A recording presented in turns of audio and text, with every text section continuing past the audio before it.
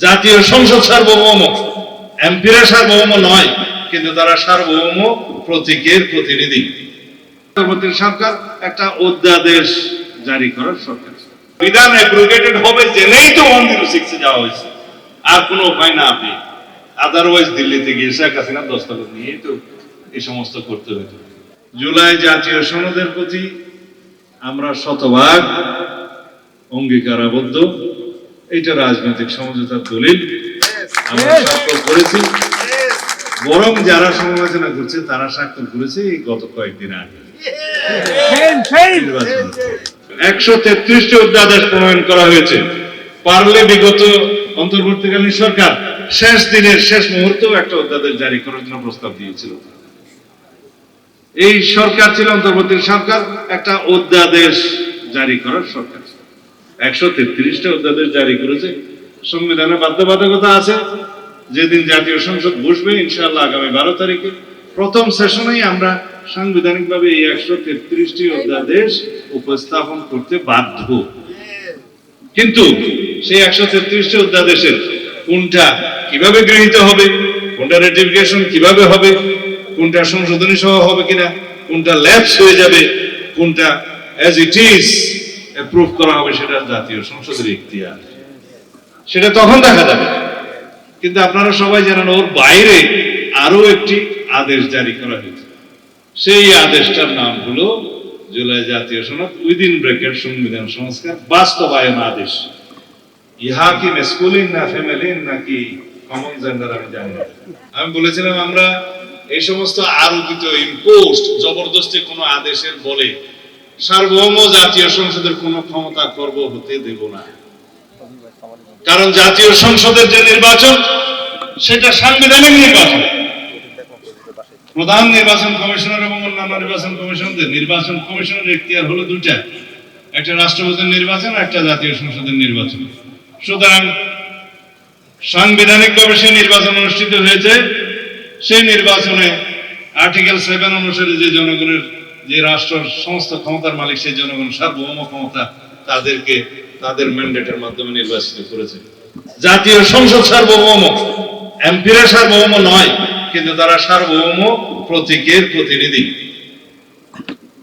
তাদের ভোটটা কি কোনো আইনের ভোট? এটা তো সাংবিধানিক ভোট। কিন্তু আপনি একটা আইন প্রণয়ন করেছেন, গণভোট অধ্যাদেশ, মানি সেটা আমাদেরই দাবি ছিল, যেহেতু আইনি ভিত্তি চাচ্ছে সব দল জুলাই জাতীয় সনদের, ঠিক আছে জনগণের সার্বভৌমত্বের একটা সম্মতি নেই, তারা যদি পক্ষে থাকে সেটা সংসদে গৃহীত হবে। সুতরাং এই গণভোটের ভিত্তিতে যে ভোট, গণভোট, সেটা আইনের ভোট, সাংবিধানিক ক্ষমতার বাইরে। তো আইনের ভিত্তিতে যে ভোট তার মর্যাদা হচ্ছে সাংবিধানিক ভোটের পর। সুতরাং আগে সংসদে আসেন, তারপর আইনের ভিত্তিতে যে গণভোটের ম্যান্ডেট হয়েছে সেটার মূল্যায়ন আমরা করব, সম্মাননা করব। কিন্তু যতটুকু রাজনৈতিক সমঝোতার দলিল হিসাবে জুলাই জাতীয় সনদে স্বাক্ষরিত হয়েছে, গৃহীত হয়েছে, কিন্তু জবরদস্তি আপনারা বাহাসে না পেরে, ঐকমত্য কমিশনে জবরদস্তি করতে না পেরে আমাদের উপরে একটা আদেশ জারি করে দিলেন তথাকথিত। সেই আদেশে বললেন, এই আদেশে বলা হচ্ছে 100 সিটের উচ্চকক্ষ হবে, এই আদেশে বলা হচ্ছে সেই উচ্চকক্ষের সংবিধানের সংশোধনে নিয়ে যেতে হবে এবং সেটা ভোটের অনুপাতে হবে। সেই সমঝোতা তো আমাদের হয়নি। জবরদস্তিমূলক মার্শালের মতো কোনো আইন জারি করে দেবেন, তাও আইন না, বললাম তো মেসকুলিন ফ্যামিলির কিছুই না, মাঝামাঝি। সেই আদেশের উপর জনগণের উপর আপনি ভোট দিতে বলবেন। সেই অধ্যাদেশটা আমার করতে লাগছে 3.5 ঘন্টা। সেই জনগণ সেটা ঘুরে গণভোট দিচ্ছে কি আপনাদের বিশ্বাস হবে?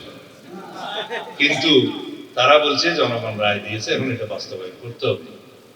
ঠিক আছে, সেই গণভোটের রায় বাস্তবায়ন কিভাবে করতে হবে সেটা জাতীয় সংসদে বসে আমরা আলাপ করব।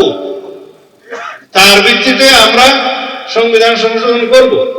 এরপরে যদি সবাই সম্মত হয়, গৃহীত হয়, তখন সংবিধান সংস্কার পরিষদের সদস্য হিসেবে আপনারা শপথ নিছেন, যদি অনুমোদিত হয় তখন আমরাও নেব। ডক্ট্রিন অফ নেসেসিটির জন্যই 106 এর কাছে যেতে হয়েছে, সুপ্রিম কোর্টের কাছে যেতে হয়েছে।